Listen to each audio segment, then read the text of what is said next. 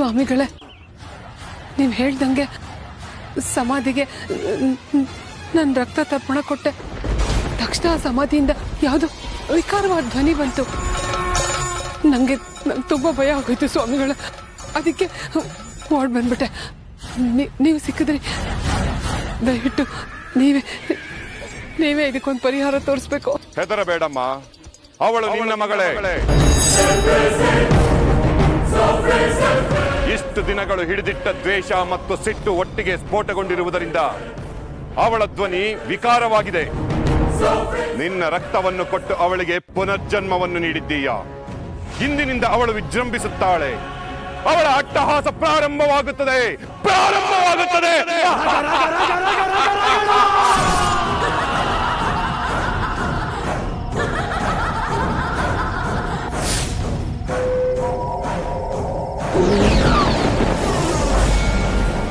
ಅವಳಿಂದ ಒಂದು ಕುಟುಂಬ ಅಲ್ಲೋಲ ಕಲ್ಲೋಲವಾಗುತ್ತದೆ.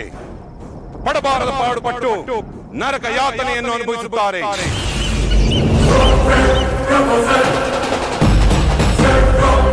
ಶಾಂತಿ ನೆಮ್ಮದಿಯನ್ನು ಕಳೆದುಕೊಂಡು ಹುಳುಗಳ ಹಾಗೆ ವಿಲವಿಲವೆಂದು ಒದ್ದಾಡುತ್ತಾರೆ. ಕೊನೆಗೆ ನಿನ್ನ ಮಗಳು ಅವರ ಕುಟುಂಬವನ್ನು ಸರ್ವನಾಶ ಮಾಡುತ್ತಾಳೆ. ಸ್ವಾಮಿಗಳೇ, ಆ ಕುಟುಂಬ ಬೇರೆ ಯಾವುದೂ ಅಲ್ಲ, ನಮ್ಮ ಅತ್ತಿಗೆದೆ. ಅವರೆಲ್ಲ ಇವಳನ್ನ ತುಂಬಾ ಪ್ರೀತಿ ವಿಶ್ವಾಸದಿಂದ ನೋಡ್ಕೊಳ್ತಾ ಇದ್ರು. ಈಗ್ಲೂ ಇವಳ ಮೇಲೆ ಪ್ರೀತಿನೇ ಇದೆ. ಇವಳಿಗೆ ಯಾಕೆ ಅವ್ರಗಳ ಮೇಲೆ ಅಷ್ಟೊಂದು ದ್ವೇಷ? ಈಗ್ಲೂ ಅವಳ ಫೋಟೋ ಹಾಕಿ ಎಲ್ರು ಪೂಜೆ ಮಾಡ್ತಾರೆ ಸ್ವಾಮಿಗಳೇ. ನೀನು ತಿಳಿದುಕೊಂಡಿರುವುದು ತಪ್ಪು. ಮಾಯಾಳ ಮಟ್ಟಿಗೆ ಆ ಕುಟುಂಬದಲ್ಲಿ ಇರುವವರೆಲ್ಲ ಅವಳ ಶತ್ರುಗಳು. ಆ ಕುಟುಂಬದವರ ಮೇಲೆ ಸೇಡು ತೀರಿಸಿಕೊಳ್ಳುತ್ತೇನೆಂದು ಅವಳು ಶಪಥ ಮಾಡಿದ್ದಾಳೆ. ಅಲ್ಲಿಯವರೆಗೂ ಅವಳು ಈ ಲೋಕವನ್ನು ಬಿಟ್ಟು ಹೋಗುವುದಿಲ್ಲ. ಇಲ್ಲೇ ಇರುತ್ತಾಳೆ. ಅವರ ಮೇಲೆ ಸೇಡು ತೀರಿಸಿಕೊಳ್ಳುತ್ತಾಳೆ. ನೀನು ಅವಳ ಹೆತ್ತ ತಾಯಿ. ನಿನ್ನ ರಕ್ತವನ್ನು ತರ್ಪಣ ಕೊಟ್ಟು ಅವಳ ಚೈತನ್ಯವನ್ನು ಉದ್ದೀಪನಗೊಳಿಸಿದ್ದೀಯ. ಧೈರ್ಯವಾಗಿರು. ಅವಳಿಂದ ನಿನಗೆ ಯಾವುದೇ ರೀತಿಯ ತೊಂದರೆಯಾಗದು.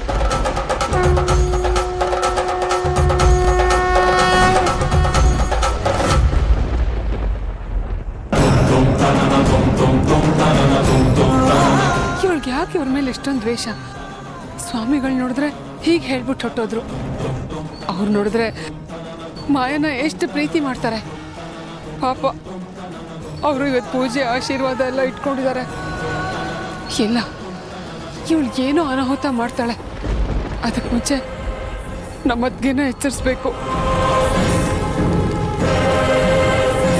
ಅಂತೂ ನಾವು ಅನ್ಕೊಂಡಾಗೆ ಪೂಜೆ ಎಲ್ಲ ಚೆನ್ನಾಗಾಯ್ತು. ಬೆಳಿ ಖುಷಿ ಆಯ್ತಾ? ತುಂಬಾ ಖುಷಿ ಆಯ್ತು ಮಾವ. ನೀನ್ ಈ ತರ ಖುಷಿಯಾಗಿರ್ಬೇಕು ಅಂತಾನೆ ಅಮ್ಮ ಈ ಪೂಜೆ ಏರ್ಪಾಡು ಮಾಡಿದ್ದು. ನಾವೆಲ್ಲರೂ ಮಾಯನ್ ಗುಂಗಲ್ಲೇ ಮುಳುಗಿ ಹೋಗಿದ್ವಿ. ಒಂದು ಶುಭ ಕಾರ್ಯ ಮಾಡಿ ಆ ಸೂತಕದಿಂದ ಹೊರಗಡೆ ಬರಬೇಕು ಅಂತ ನಾನು ಅನ್ಕೊಂಡಿದ್ದೆ. ಇದೊಂದು ನೆಪ ಆಯ್ತು.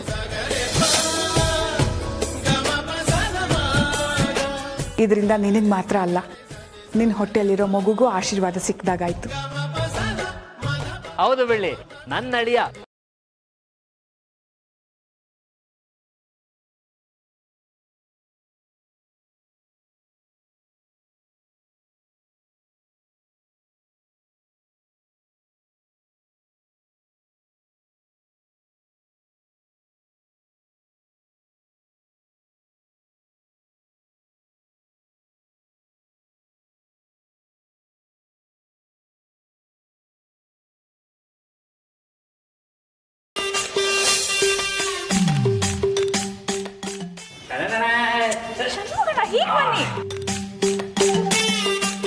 ಐಶು ಏನ್ ನೋಡಿದ್ಯಾ? ಪಟ ಪಟ ಅಂತ ಕೇಕ್ ಕಟ್ ಮಾಡು, ಹೊಟ್ಟೆ ಆಗೋ ಚೂರದಿದೆ, ಹೋಗ್ಬಿಟ್ಟು ಒಳಗೆ ಊಟ ಮಾಡ.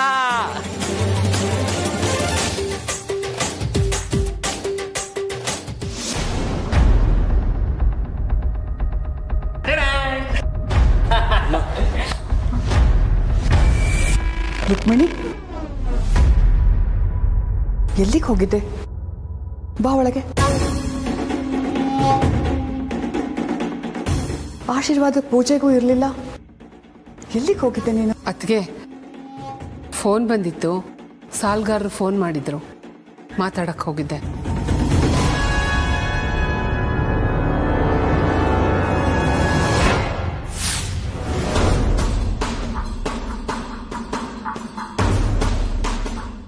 ಏನಿದು? ಕೈಗೆ ಬಟ್ಟೆ ಕಟ್ಕೊಂಡಿದ್ಯಾ, ರಕ್ತ ಬೇರೆ ಬರ್ತಿದೆ.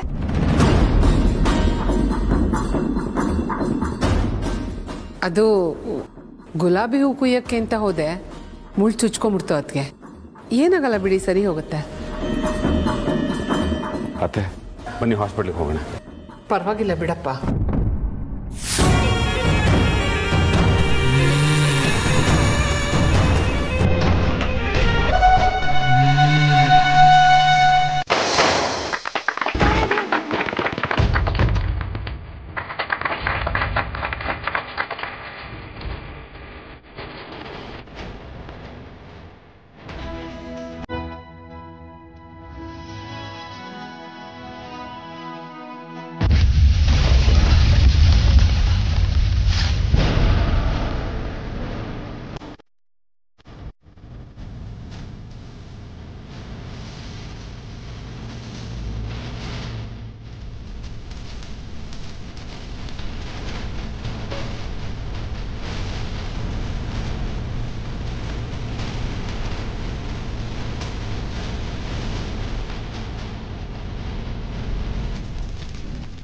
ಷಣ್ಮುಗ, ಏನು ನೋಡೋದು? ನೋಡೋದು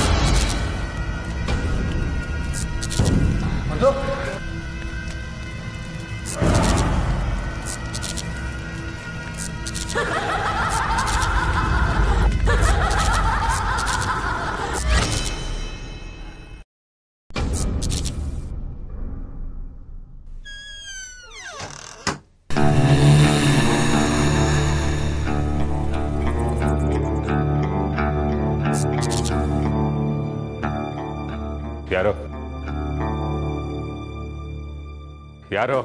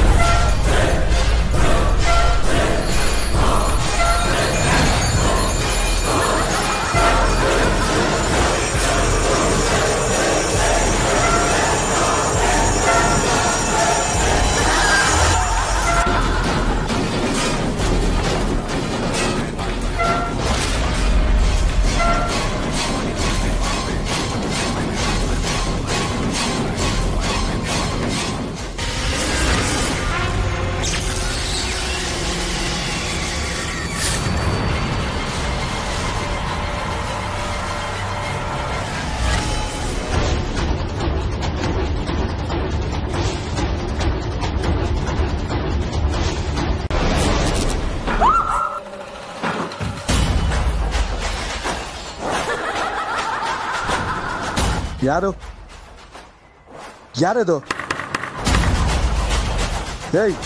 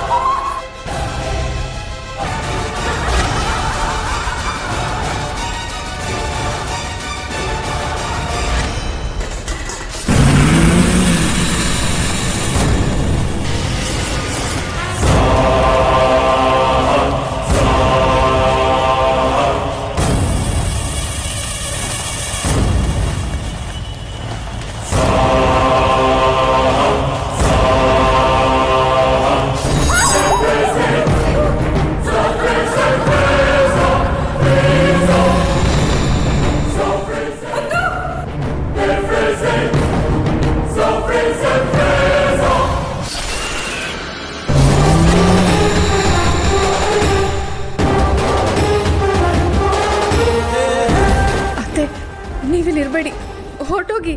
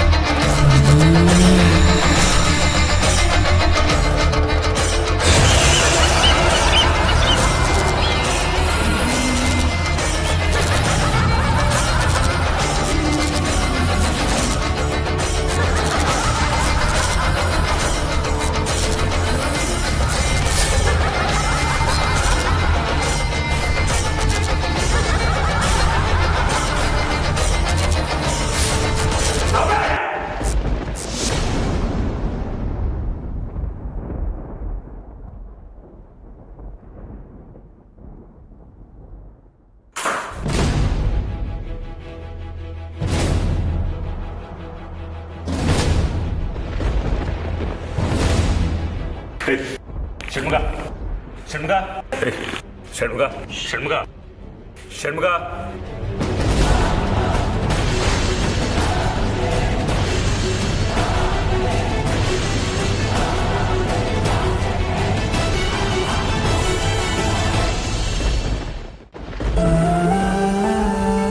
ಈ ಗಾಯ ನೀವು ಹೇಳಿದಾಗೆ ಶೇವ್ ಮಾಡ್ಬೇಕಾದ್ರೆ ಆಗಿರೋದಲ್ಲ ಅನ್ಸುತ್ತೆ.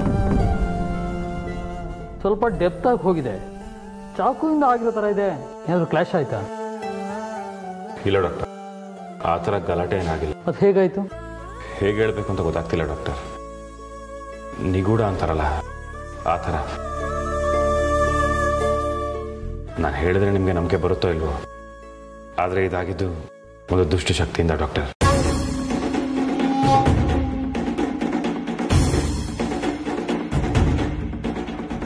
ಅತ್ತೆ, ಈ ಮನೇಲಿ ಏನ್ ನಡೀತಿದೆ ಅಂತಾನೆ ಅರ್ಥ ಆಗ್ತಿಲ್ಲ. ನಿನಗೊಬ್ಳಿಗೆ ಅಲ್ಲ ಬೆಳ್ಳಿ, ನಮ್ಗೆ ಯಾರಿಗೂ ಅರ್ಥ ಆಗ್ತಾ ಇಲ್ಲ. ಮೊದಲಾದ್ರೆ ಮಾಯನ್ ಸಮಸ್ಯೆ ಇದೆ ಅಂತ 16ನೇ ದಿನದ ಕಾರ್ಯ ಮಾಡಿ ಪರಿಹಾರ ಮಾಡ್ಕೊಂಡ್ವಿ. ಹೀಗೆ ನೋಡಿದ್ರೆ ಮತ್ತಿನ್ನೊಂದು ಸಮಸ್ಯೆ. ಎಲ್ಲ ನಿಗೂಢವಾಗಿದೆ. ಇಷ್ಟೆಲ್ಲ ಅನಾಹುತ ಆದ್ರೂ ನಮ್ಗೆ ಯಾರಿಗೂ ಏನೂ ತೊಂದರೆ ಆಗಿಲ್ವಲ್ಲ, ಅದೇ ಪುಣ್ಯ.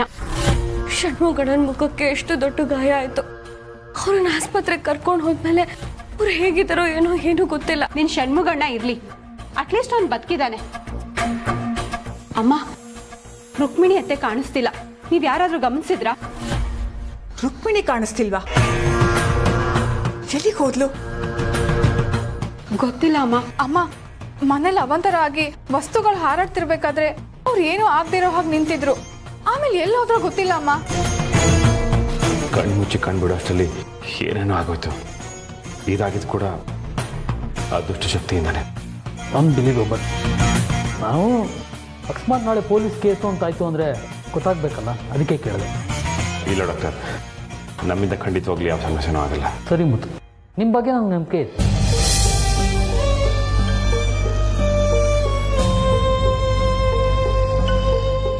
ಅವ್ರು ಅಷ್ಟೊಂದು ಹೆದರ್ಕೊಂಡಿದ್ರು ಅಂತ ಅನ್ನಿಸ್ಲಿಲ್ಲ. ನಮ್ಮ ಹತ್ರ ಎಲ್ಲ ವಸ್ತುಗಳು ಗಾಳಿಲಿ ಹಾರಾಡ್ಕೊಂಡ್ ಬರ್ತಿತ್ತು. ಅದನ್ನ ತಪ್ಪಿಸ್ಕೊಳ್ಳೋಷ್ಟ್ರಲ್ಲಿ ಸಾಕಾಗೋಯ್ತು. ಆದ್ರೆ ಅವ್ರ ಹತ್ರ ಯಾವ ವಸ್ತುನೂ ಹೋಗ್ಲಿಲ್ಲ. ನಾನು ನೋಡ್ತಿದ್ದೆ. ಅವಳ ಮನೆಗೆ ಬಂದ ಕೈಯಲ್ಲಿ ಗಾಯ ಇರಲಿಲ್ಲ. ಅವಳು ಹೊರಗಡೆಯಿಂದ ಮತ್ತೆ ಬಂದ್ಮೇಲೆ ಕೈಯಲ್ಲಿ ಗಾಯ ಇತ್ತು.